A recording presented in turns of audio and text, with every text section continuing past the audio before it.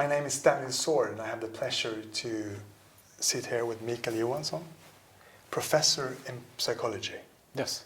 And the leading researcher on memory in Sweden. One One of many. I think you are the one. Obi-Wan Kenobi.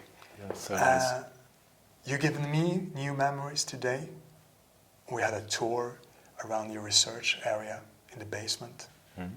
You place electrodes on the head. Right. And to look into a new universe. You can look out there and you see an eternal universe, but when you look into yourself and your own mind, Right. new things open up. Mm. Tell me a bit about what you're doing here in the house. So we are very interested in episodic memory. Episodic memory is a memory that allows us to travel in time and re-experience specific moments in our personal past. And we use many different kinds of methods to explore not only memory performance in our participants, but also how the brain mediates encoding of experiences and the retrieval of those previous experiences. And EEG that we had a look on this morning, there we use electrodes that are fitted in an elastic cap, and they measure the brain's electrical activity with a very high temporal resolution, so we measure every millisecond. So that allows us to study what are the processes taking part in the brain when we experience an episode and actually are able to later retrieve that episode, remember that episode. In contrast to when we experience a similar kind of episode, but we simply cannot in the future remember it. And here in Lund, you also have a magnetic camera. Yeah. That you see the brain in a different way. Right. So when we have a very high temporal resolution when we use EEG, but a rather poor spatial resolution, because we are measuring the sum of the electrical activity within the brain. With MRI, or functional MRI, we have a very high spatial resolution, down to millimeter level, but somewhat poorer temporal resolution. So it's important to take advantage of the pros of both methods, and perhaps study the same memory task with both modalities. So when you merge these two, new horizons open up. Right, exactly. And what tools for the future do you see that could be useful for studying the brain and the memories? With respect to memory, we and others are interested in being able to classify the different patterns in the brain when people are perceiving different things and later remembering those different things, or categories, for example, or particular exemplars within categories. So we know that different regions of the brain are active when we process an object versus a face versus a scene. And because that is the case, we could take advantage of the differences in the distributed patterns of brain activity to be able to classify between memories from different kinds with different contents. So a lot of our effort now is put into trying to use that kind of classification logic, but to use that with high temporal resolution brain imaging like EEG to actually see when different memories revive. And since we're interested in topics such as retrieval competition, when different memories they compete, we could then study the dynamics of retrieval. Can you have two memories in the brain at the same time? Of course, you could have representations of different types at the same time, and you could focus your attention on them, and you can switch between different representations. And when we talk about retrieval competition, that is actually the problem that we as human beings always, or very often, have to overcome. And this is that when a retrieval cue, remembering is about the interaction between a retrieval cue and stored memories. And a problem occurs when a retrieval cue, a specific retrieval cue, reactivates multiple memories, where only one might be relevant for you now. So that's one example when multiple memories may actually be active at the same time, in that case leading to problems for us. So in order to actually retrieve a weak memory representation, a weak memory trace, we need to handle interference from strong but now irrelevant memories. And in order to create new, lasting, good memories for the future, Yep. one has to be present in the moment. Absolutely. What do you think are the keys to not let your thoughts and memories just occur like everyday, obstacles, but be here now? Well, you have to focus is of course very important. There are so many studies showing that full attention devoted to a particular task will lead to much better later memories than if you have a divided attention. If you are asked to solve a secondary task while you are supposed to learn something, memory will be impaired or encoding will be suboptimal. And I think that it's safe to say that anything that will distract your attention away from the task will lead to lowered memory performance on ensuing tests. And that could be, anything. Noise in the environment could distract, divert your attention away from the task, but also, just thinking of what you're supposed to do. And to reach flow, to be here now, and really, live 100%. What do you think are the key issues, and when do you experience flow yourself? Well, I have this. I think I experience flow when.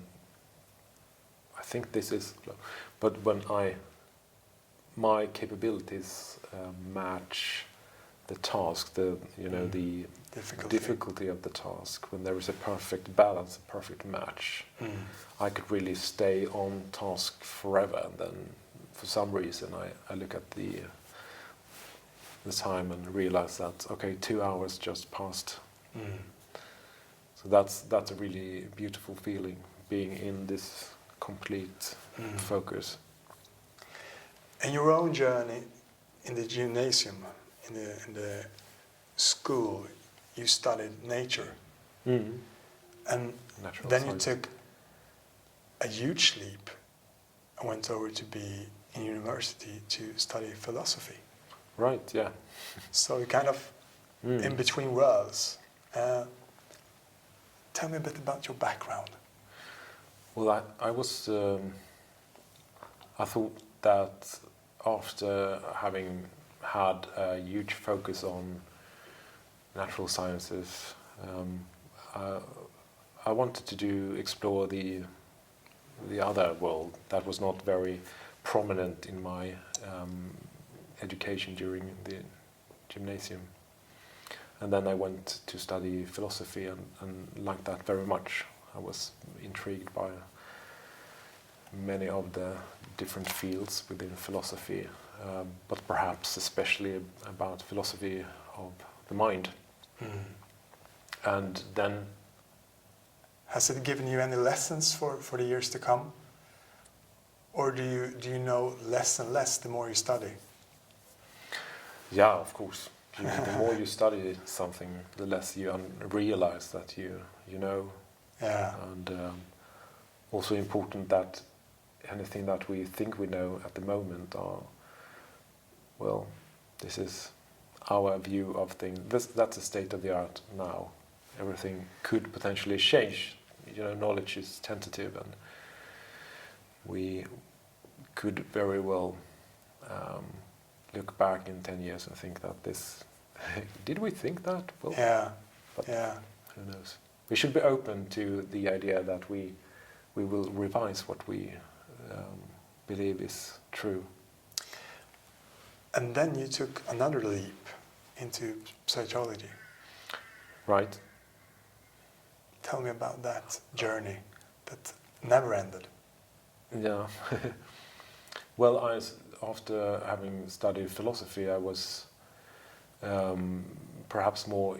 I wanted to study more empirical research, experimental research. I love the idea of trying to figure out what that is capable of. And then sooner or later I happen to be focusing more and more on memory, questions about memory, especially episodic memory. And I did my PhD on the topic of memory illusions, distortions of memory, where we also used neurophysiological methods to study how the brain is giving rise not only to accurate memories but also to false remembering.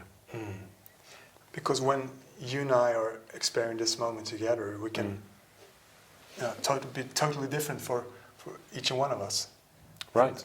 And when we go out, I like foggy, rainy weather, but my wife, she likes sun, and I'm a redhead, so I stay in the shade. So the same thing creates different memories and different feelings.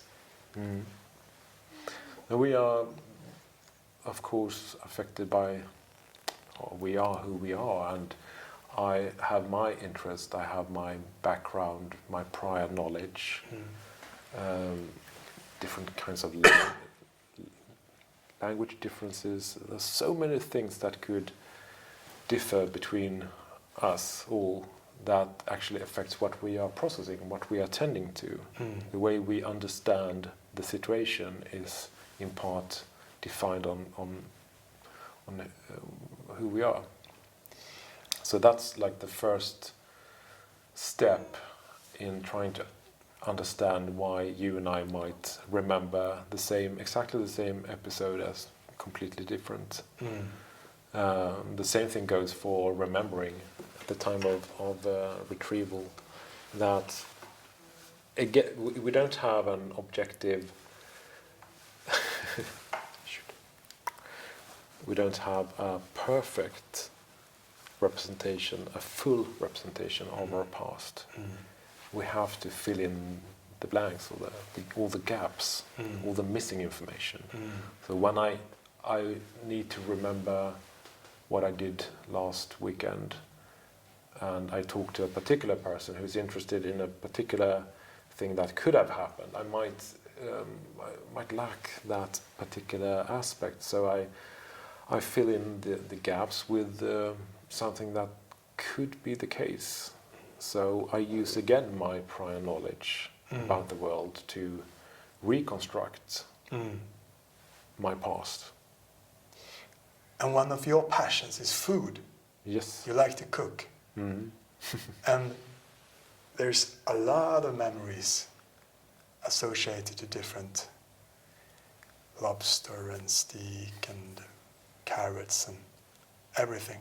Tell me about food memories and what they mean to you. Well, food, first of all, I think we have to start somewhere. So food is very social, right? We meet and we share dinner, we tell Break the bread. stories. Yeah, this is very important, and a lot of our traditions are also, specified in terms of what we eat. So that's one way of looking at how food could be good retrieval cues. But it's also relevant to perhaps to talk about this particular moment when you have your first lemon pie, for, I don't know, let's take that as an example. That might have been an extraordinary experience, and in the future, if you the smell of lemon might be a perfect retrieval cue for you to re-experience that memory. Or people interested in researchers studying olfactory memory, they often refer back to this old Marcel Proust idea of, this story where this main character really travels back in time to a moment in that person's childhood at the smell of a particular cookie, Madeleine cookie. So smell has this wonderful, effective role as a retrieval cue for us, and I guess that's part of also why food in general could be relevant from a memory perspective. And when you pick different food to eat, you want to take something that tastes good, hopefully, and is healthy, hopefully. But when you pick your memories during the day, there's often a lot of negative things that comes to you during a day. It's not all positive things. Why can't we choose, at least one day or a week or so, to only think beautiful thoughts and take in the beautiful memories of the past, just like we pick our food? But to some extent, we are able to retrieve selectively. I mean, if we are healthy, we do have that capability, and I think to some extent that is part of being healthy, the ability to control, what we retrieve and what we re-experience. If that breaks down, we could end up in rumination, or where you dwell in past failures or whatever negative experiences that you've been part of.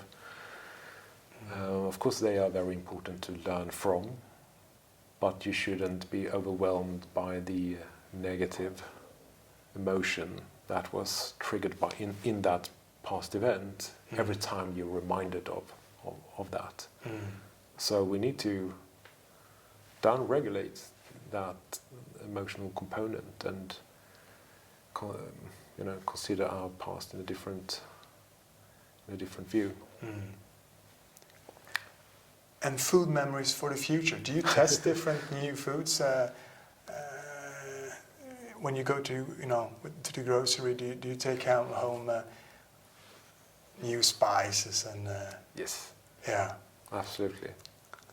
And can you create something new tastes? I try to. Yeah. This is kind of the most interesting aspect of this hobby of mine, to try to create new combinations. And what's your best one so far?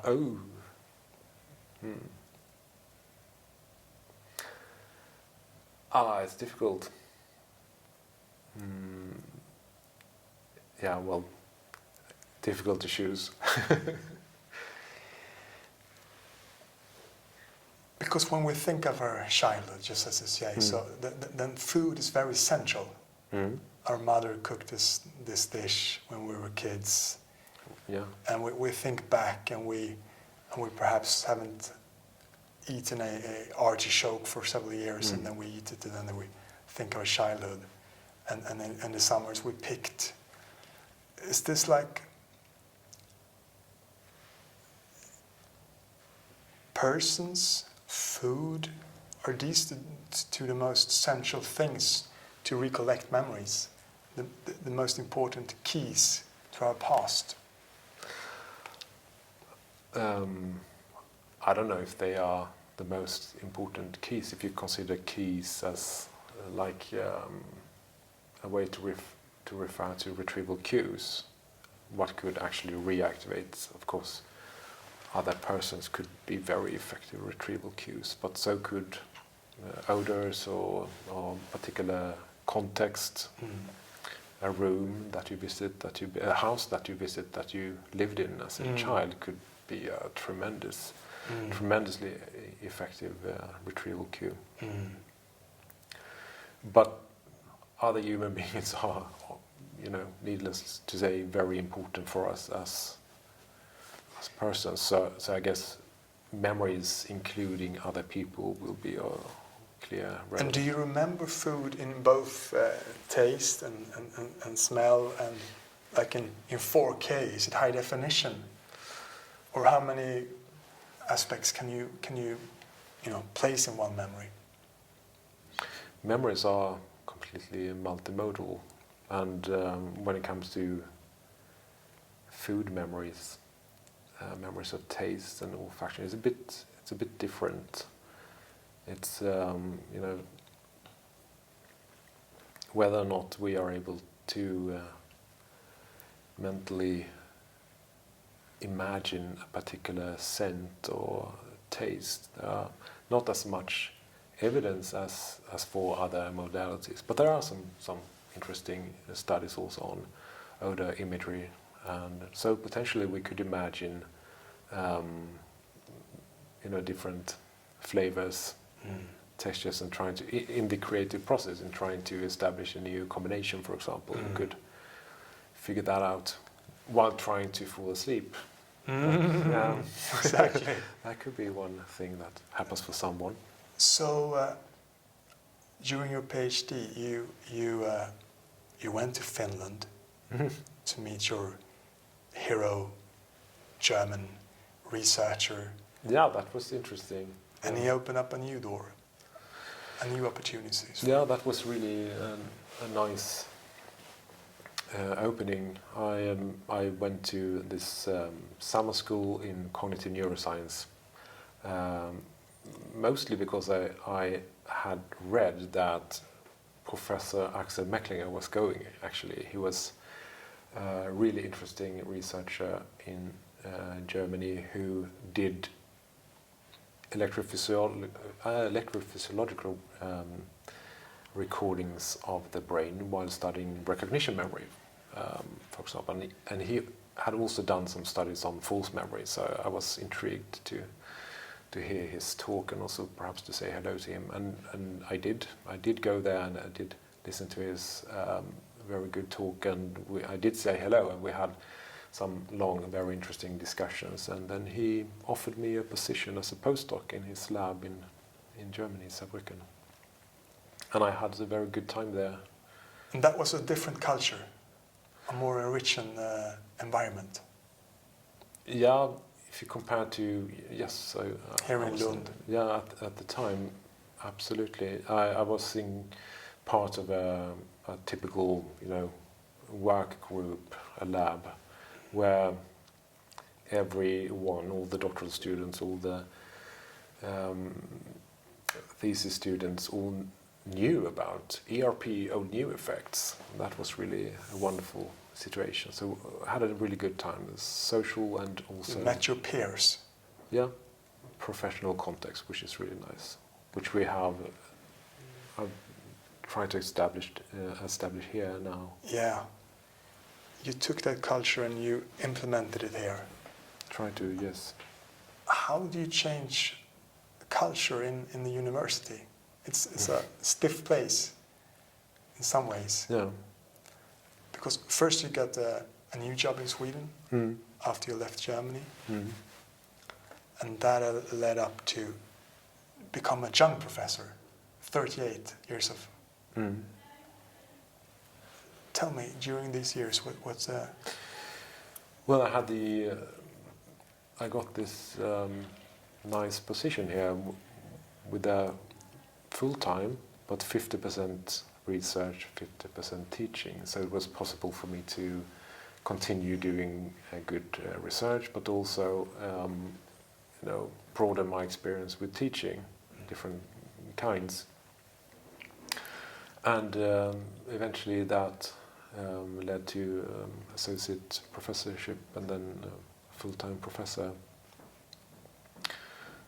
And I think for myself, it's this kind of group thing is really fruitful and nice, not only from an academic or professional perspective, but it's also social. It's good, and I think this is good for all group members, irrespective of where you are in your career, to see that you are not unique in that you have this particular problem. Others using the same kind of methodology have the same problem and have to handle that. And if you handle those problems together, it's better. And also, conceptually, reading new papers, keeping track of the latest developments, having kind of a forum to discuss those things is, obviously very, very important and very valuable. And if I were to give you 100 million euro to create your please do. dream project for the future, what would that be?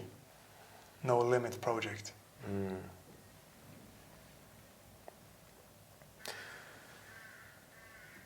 I think we are doing some very interesting stuff now.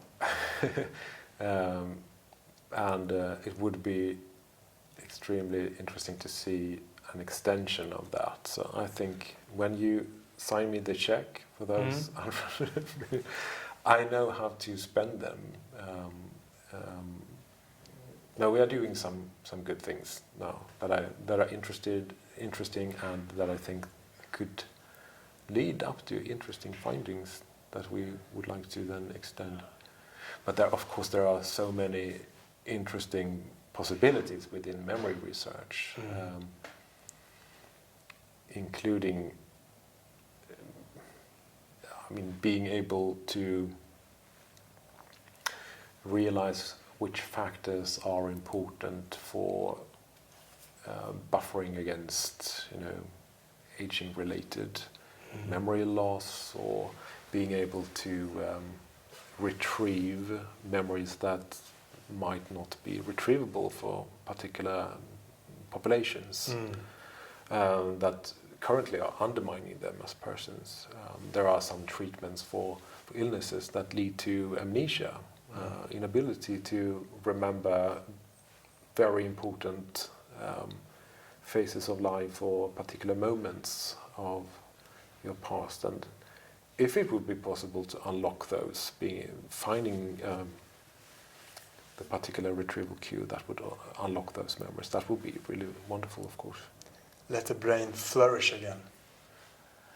And what do you think in the years to come?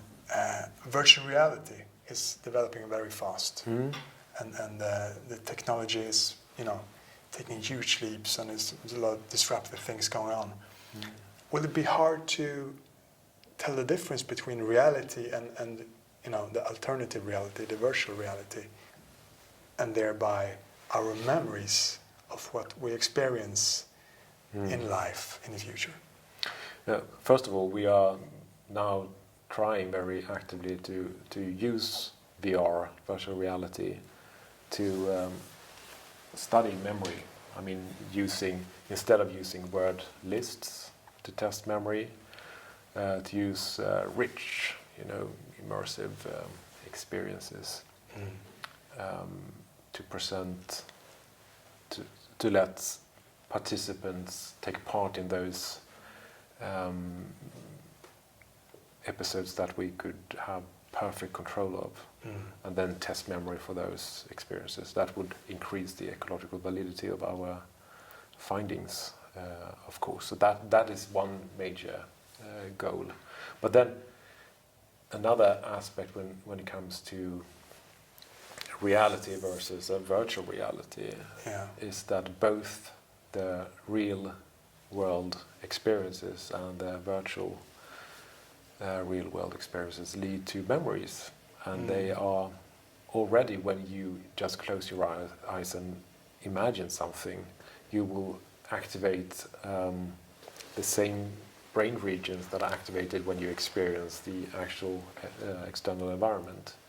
And both situations will lead to memories being established. And in the future, when you retrieve the same kind of memory, and if there are very big similarities, it will be very difficult for you to tear those apart, to disentangle between memories stemming from an external experience and more internal imagery, or not to speak about the two kinds of external, the real world reality versus the virtual reality.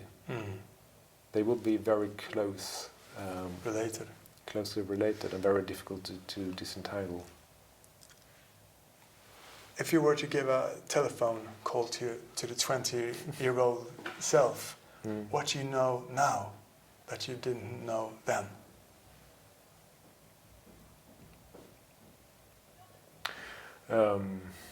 You mean in professionally? Life lesson or professional lesson?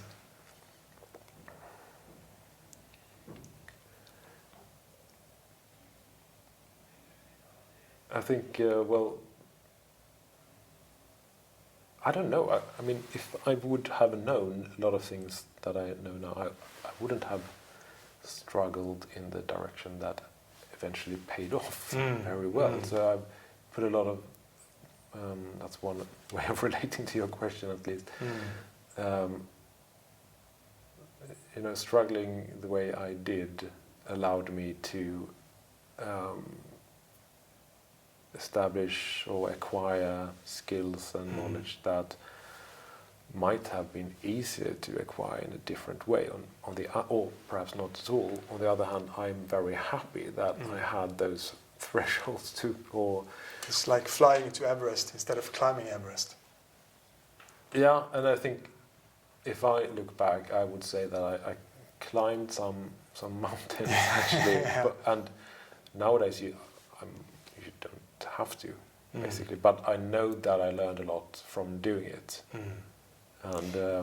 And young people today nice. who want to, become researchers, who want to move into your field, who want to study psychology, what's the three best advices you can give them in order to, succeed and grow through life? I think they are very welcome. should absolutely start to focus on this very interesting topic. It's completely ubiquitous. It interests everyone. It should be relevant to everyone. It's relevant for so many aspects of society and life. If they do find themselves in this field, they should be open to, they should be inclusive in how they treat different kinds of methods and data types and ways of analyzing data.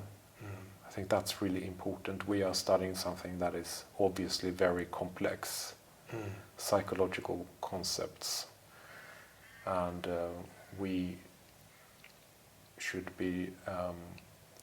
not exclude any different kind of data. We should be very inclusive, trying to triangulate, use different methods to study the same thing. I think that, what was that, two? Two. And the third could be, might have mentioned this before, but just be open to revision. What we know now is tentative. Treat textbook knowledge with grain of salt. Always. There are some decisions that preceded that textbook sentence. Yeah. This is how things are. But there are some decisions, methodological decisions, compromises, a lot of evaluations that led up to that. Yeah. Very confident statement, and that could actually be changed when we know more, when we extend our toolbox, and And if you want to be inspired and motivated and dig deeper into the memory research, is there one book or one movie that you can recommend to get your passion flowing? There are some good movies actually with memory as a leading character. It's interesting. Memento. Have you seen that movie? Soon. Memory question. Well, about a guy who loses his ability to encode new experiences, at the same time trying to solve a crime Yeah. story. How do you do that? Well, that's a good insight into the importance of memory. Yeah. Thanks a lot for all the memories today and all the feelings and thoughts and everything. Thank you. And the best of luck in the future with all your projects and research. Thanks a lot. Thank you.